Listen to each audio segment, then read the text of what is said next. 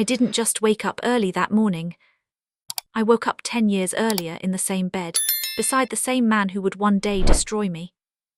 And as I stared at the ceiling, my heart didn't race with confusion. It burned with recognition, because I already knew exactly how my life was going to fall apart. And this time, I swore I would be the one who ended him first. If you believe betrayal always comes from strangers, you're wrong. Sometimes it sleeps beside you, whispers "I love you," and waits patiently for the perfect moment to ruin you. Hi, I'm Jessica, and if stories about revenge, justice, and taking your power back speak to something deep inside you, make sure you stay with me until the end, because what I did to my husband wasn't just revenge. It was a reckoning, and it began the moment I opened my eyes and realized I had been given a second chance. The first thing I noticed was the smell. Not hospital antiseptic, not stale air from the small apartment where I had spent my final years alone. No, it was the soft lavender detergent I used to buy when I was still happy. My chest tightened. Slowly I turned my head. And there he was. Daniel, sleeping peacefully beside me, one arm stretched across the pillow where my head had just been. His face looked younger, softer, unlined by stress.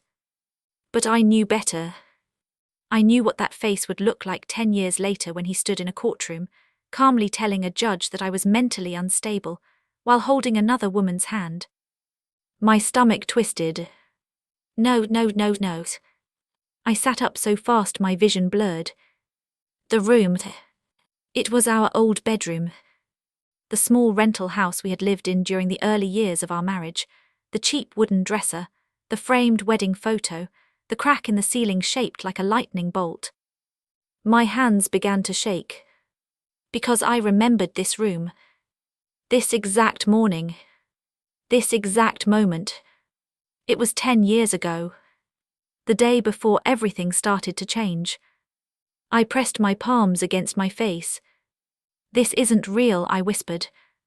But then Daniel stirred beside me. Jess," he mumbled sleepily. "You okay?" That voice. Warm, familiar. Lying. A cold wave of memory slammed into me so hard I nearly gasped. The lies. The secret accounts. The gaslighting. The slow, calculated way he turned everyone against me until I had nothing left. Until I died alone. And now I was back. Back before he betrayed me. Back before he destroyed my life. Back when I still trusted him. My hands curled into fists. Not this time. This time I would never trust my husband. Then, 10 years later, in the life I remembered, I died in a small apartment that smelled like mold and loneliness. I was 42. Alone. Disowned by my family. Bankrupt. Labeled unstable. And it had all started with tiny things. Small lies. Subtle manipulations. Things I ignored because I loved him. I closed my eyes, memories pouring in like poison. Daniel whispering, "You're overreacting." Daniel smiling, "You must have forgotten." Daniel sighing, "You've always been sensitive, Jess." And then, Daniel in court, calm, controlled, destroying me. "She has paranoia issues," he told the judge. "I'm worried about her safety." He said it with tears in his eyes. So convincing. So believable. And everyone believed him. Even my own parents. Especially his mistress. The woman who would later become his wife. I remembered her face clearly. Cold, satisfied. Watching me fall apart.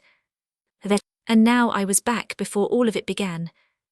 Which meant one thing. I knew everything. Every betrayal.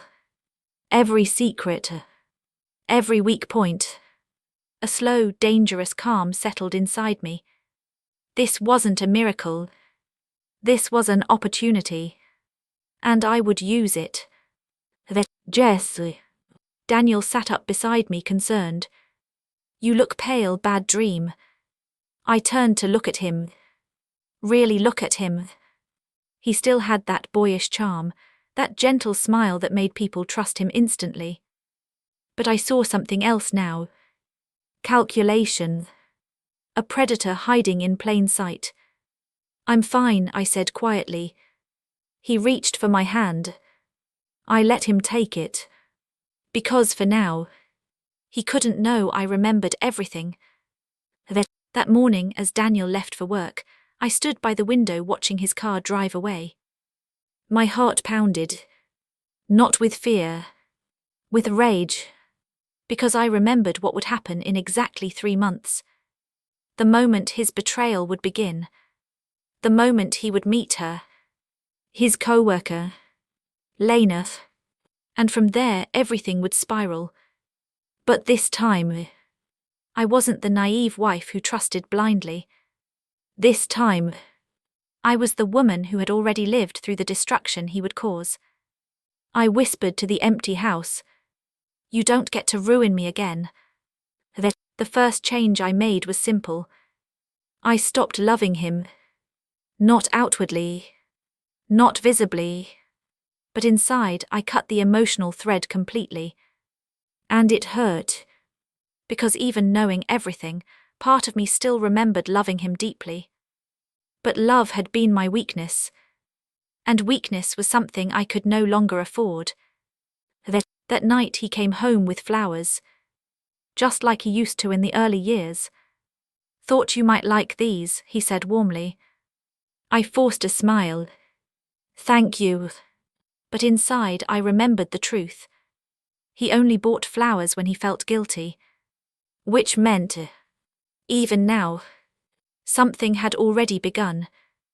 And as I watched him set the flowers in a vase, humming softly to himself, a cold realization settled over me. The timeline hadn't changed. His betrayal was still coming. And this time, I would be ready for it. I just didn't know yet how far I would be willing to go to stop him, and how much darker I would become in the process. Because revenge is never clean, and mine would cost more than I could possibly imagine. The first rule of surviving betrayal is simple. You never confront a liar too early. Because if they know you're watching, they stop making mistakes.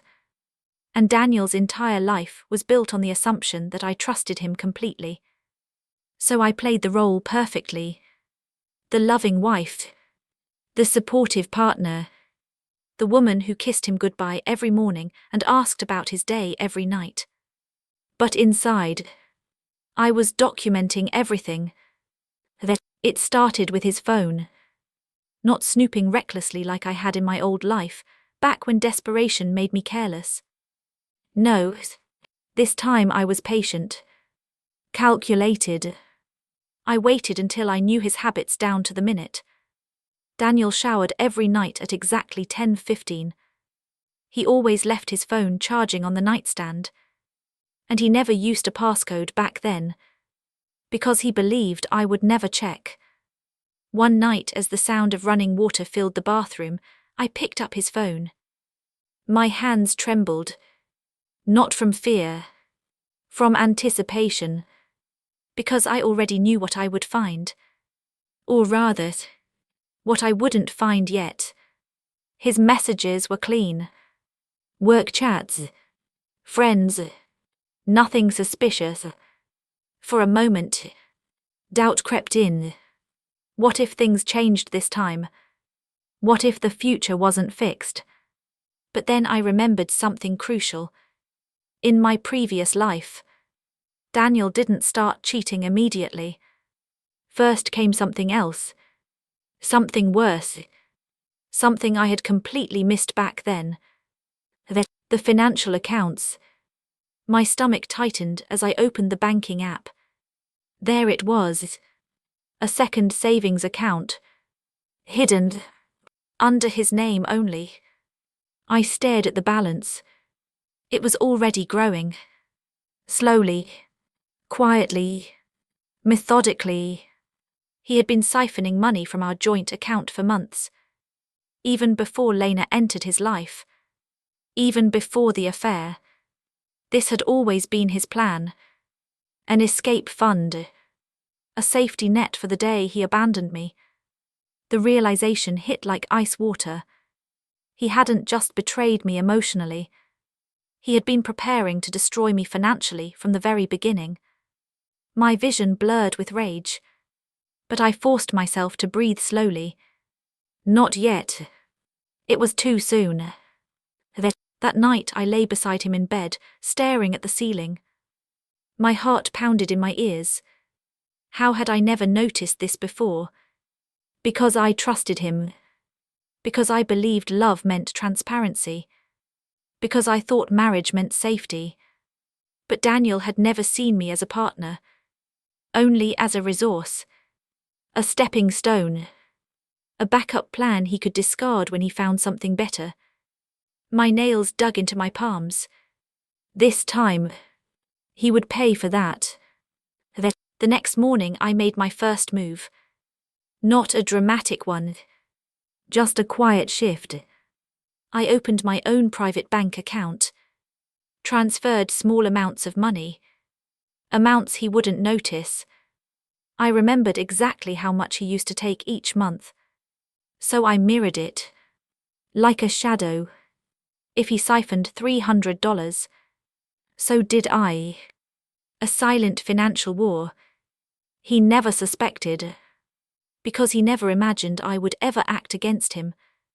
Then weeks passed, and I watched, observed, collected evidence, every receipt, every late night, every suspicious change in behavior. But then, something unexpected happened, something that almost broke my resolve. Then, one evening, Daniel came home early. He looked exhausted. His tie was loosened, his shoulders slumped. "Jess," he said softly, "can we talk?" My heart skipped. This wasn't part of the timeline. I nodded cautiously. We sat at the kitchen table, and for a moment, he looked vulnerable, real. "I feel like I've been distant lately," he admitted. "Work been stressful, I don't want to lose what we have." My chest tightened painfully, because his words sounded sincere. And for one terrifying second, I saw the man I used to love, the man I believed he was. "Do you still trust me?" he asked quietly. The question hit like a knife, because once, that question would have melted me. But now, it only reminded me of the future, of the courtroom, of his calm voice as he destroyed my life. I forced a gentle smile. "Of course," I said, and the lie tasted like ash in my mouth. That night I cried silently in the bathroom. Not for him, for the version of myself who had once loved him without hesitation. Because that woman was gone now, replaced by someone colder, harder, someone who could smile at her husband while secretly planning his downfall.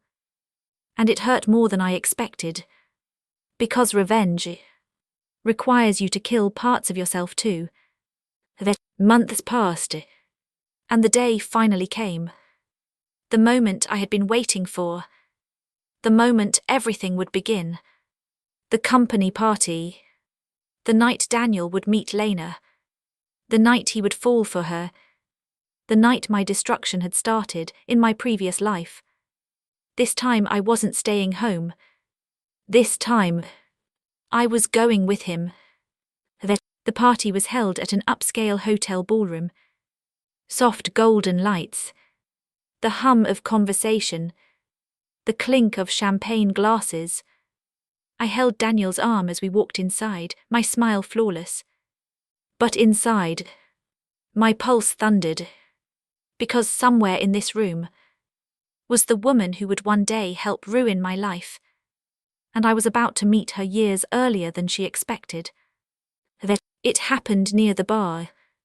Daniel's boss introduced us. "Jessica, this is Lena. she just joined our department. I turned, and there she was. Exactly as I remembered.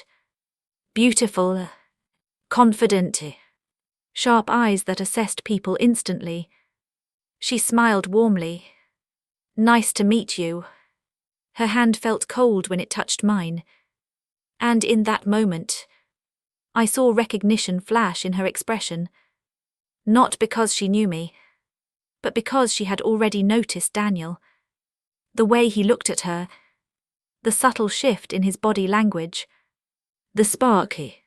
I saw it happen in real time. The beginning of my future nightmare. And something inside me snapped quietly into place. Because this time, I wasn't going to be the unsuspecting wife left behind. I was already inside the battlefield, watching every move, planning 10 steps ahead. And as I met Lena's gaze, smiling calmly, a chilling thought settled in my mind. Maybe, just maybe, my revenge wouldn't be limited to Daniel. Because betrayal is rarely a one-person crime, and I was done being the victim. The strange thing about watching your future unfold a second time is how quiet the beginning of destruction always is.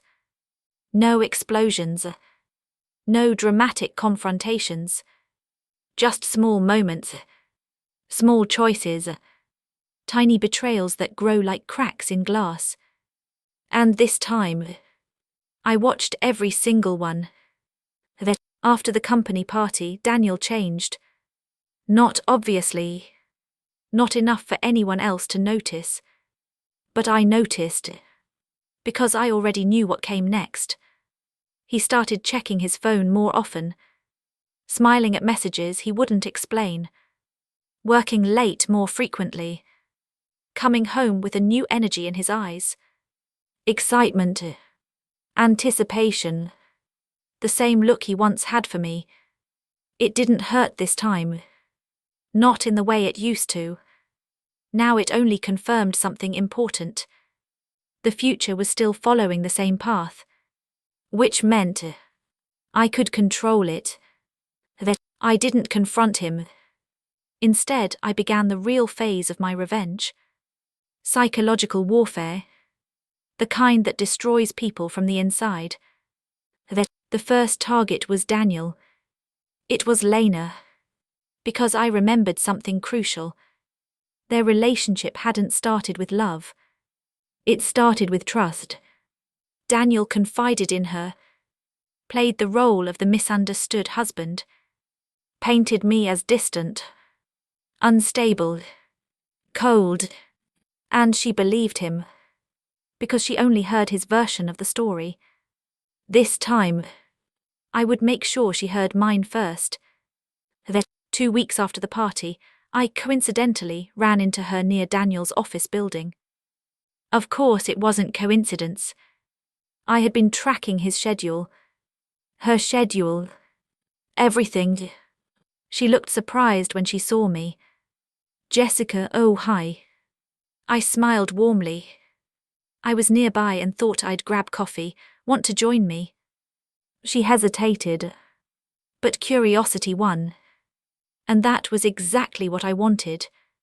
Then we sat across from each other in a quiet cafe. The smell of roasted coffee beans filled the air.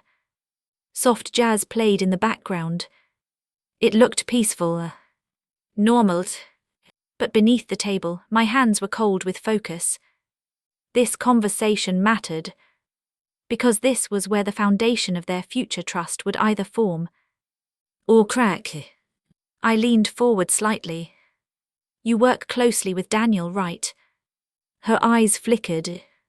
Yes, he's been helping me adjust. I nodded thoughtfully. He's very kind. Then I let my voice soften. But he can also be complicated. That caught her attention immediately. Complicated, she asked. I sighed quietly, like someone reluctant to share personal pain. Daniel struggles with insecurity, I said carefully. He often feels people will abandon him, so he tries to control situations. I watched her expression shift, not fully convinced, but curious as that was enough. Because doubt doesn't need to be planted deeply. It only needs to exist. That, over the next few weeks, I continued building a friendship with Lena. Casual lunches, text messages, small conversations, and slowly, I told her stories. All true, but carefully selected. Stories about Daniel's temper, his need to always appear perfect, his habit of twisting facts. I never accused him directly. I never sounded bitter.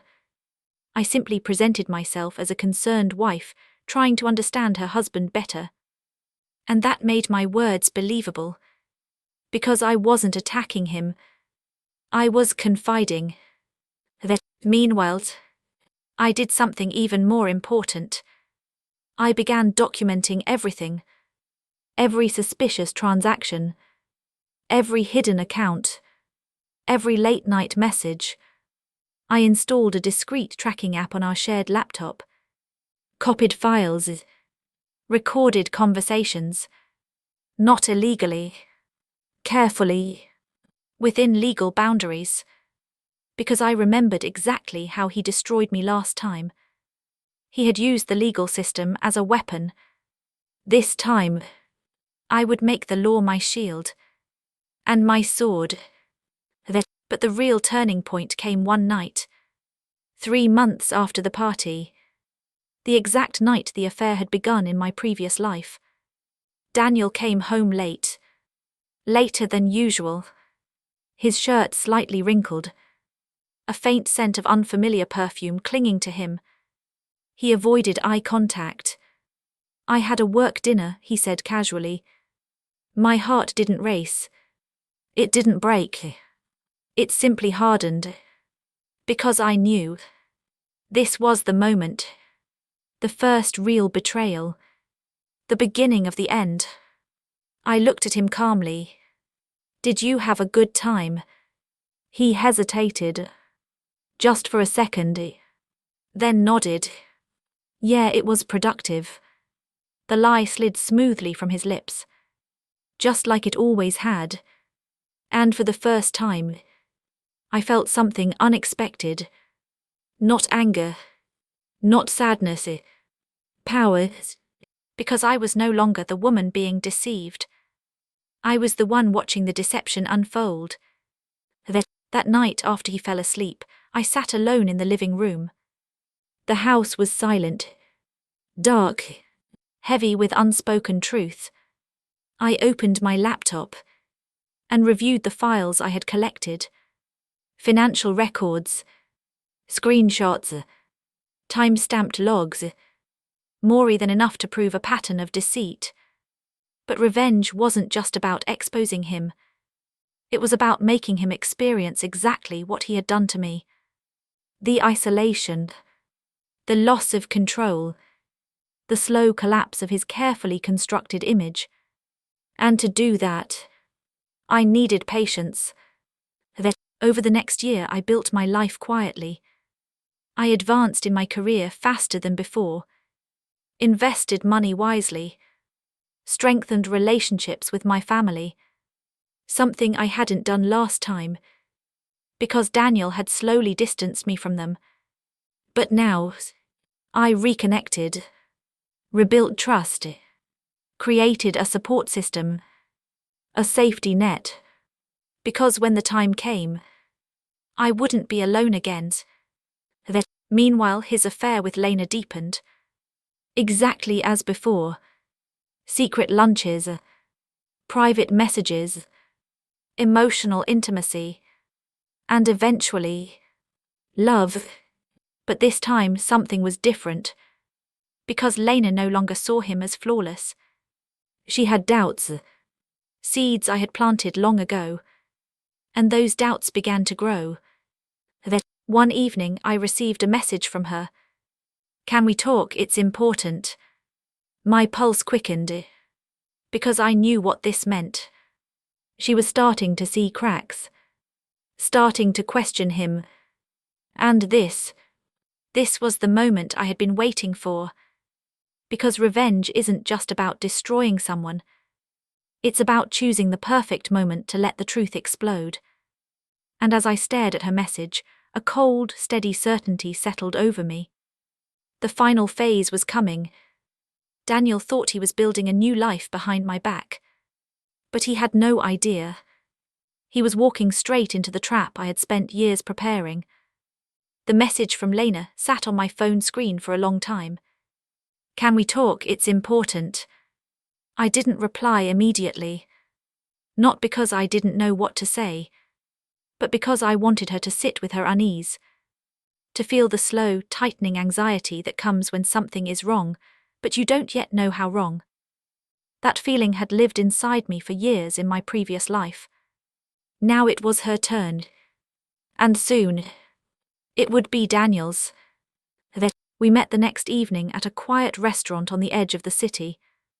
It was dimly lit, private, the kind of place people chose when they wanted to have conversations that mattered. Lena looked exhausted when she walked in. Her eyes were red. Her hands trembled slightly as she sat down. "I need to ask you something," she said, her voice tight. I watched her calmly. "Of course." She swallowed. "Is Daniel happy in your marriage?" There it was. The question that had once destroyed me. Because in my previous life, she had asked him the same thing. And he had answered with lies. This time, she was asking me. And I held all the truths. I leaned back slowly. "Why are you asking that?" Her eyes filled with tears. Because he told me he feels trapped, that you don't understand him, that you've grown distant. My chest didn't ache. It didn't crack. It simply hardened. Because I had expected every word. I nodded quietly. "Yes, he does say that." Her breath hitched. "So it's true." I held her gaze. "No," I said softly, "it's not." And then I opened my bag and placed a folder on the table between us. Her eyes flickered with confusion. "What is this?" "Evidence," I said calmly, "of who Daniel really is." She opened the folder slowly. Inside were copies of financial records, time-stamped messages, screenshots of lies he had told both of us, even a timeline showing how long he had been secretly moving money into hidden accounts. I watched her face as she read. Shock, disbelief, then anger. Deep, burning anger. He told me he was struggling financially," she whispered. I nodded. "He tells everyone a different story, whatever makes him look like the victim." Her hands began to shake. "He said you were unstable." The word hung in the air. Heavy, poisonous. I met her eyes calmly. "That's what he told the court too." Her head snapped up. "The court." And that was when I told her everything. About the future he had planned. About how he would slowly isolate me. Drain our finances. Convince everyone I was mentally unstable. And leave me with nothing. I didn't mention waking up 10 years earlier. I simply told the truth as if it were a warning.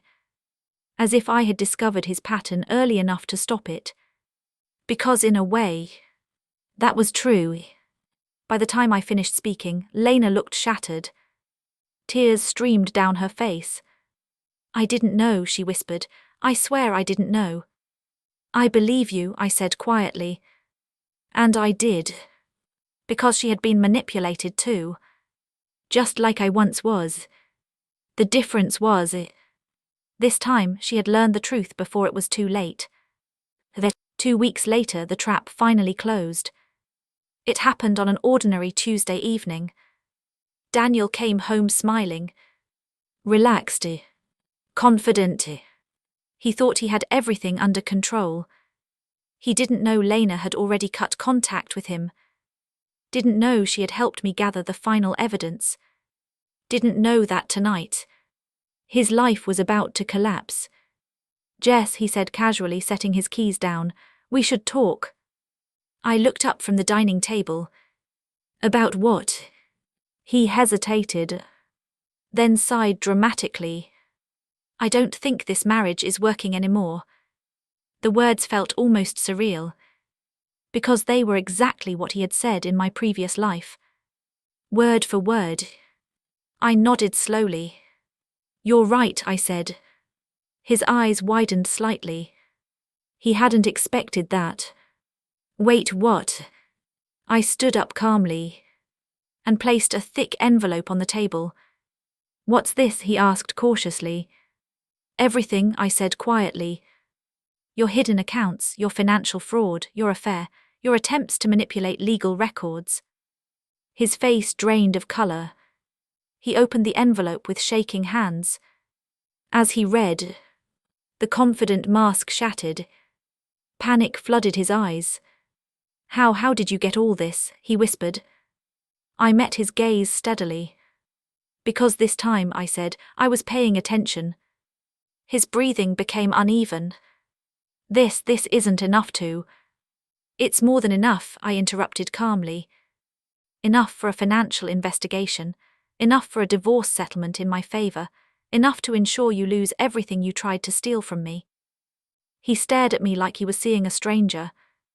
"Jessica, please, we can fix this." And for the first time, I let my true emotions show. Not rage, not hatred, just cold clarity. "No," I said softly. "You had 10 years to fix it." The legal process that followed was swift, precise, brutal, because I had prepared for years. Daniel lost his hidden accounts, lost his professional reputation, lost most of his assets in the settlement, and most devastating of all, he lost control, the one thing he had always valued most. The final time I saw him was outside the courthouse. He looked smaller, older, broken. "Did you ever love me?" he asked quietly. I paused, and for a moment, I told the truth. "Yes," I said. "Once." His eyes filled with regret. But it was too late. Because love cannot survive betrayal. And second chances are not meant for the people who destroy you. Years later, I sometimes think about that morning. The morning I woke up 10 years earlier. About how confused and terrified I had felt. But now I understand something clearly. That second chance wasn't a miracle. It was justice. A chance to reclaim my life, my powers, my voice. And the most important lesson I learned is this: trust should never be blind. Love should never require you to ignore red flags. And revenge isn't about destroying someone. It's about refusing to let them destroy you again. If you stayed with me until the end, you already know. Some betrayals don't deserve forgiveness. They deserve consequences. So if this story made you feel something deep inside, if it reminded you of your own strength, make sure to like, subscribe, and share your thoughts. Because sometimes the most powerful revenge is simply taking your life back and never looking back again.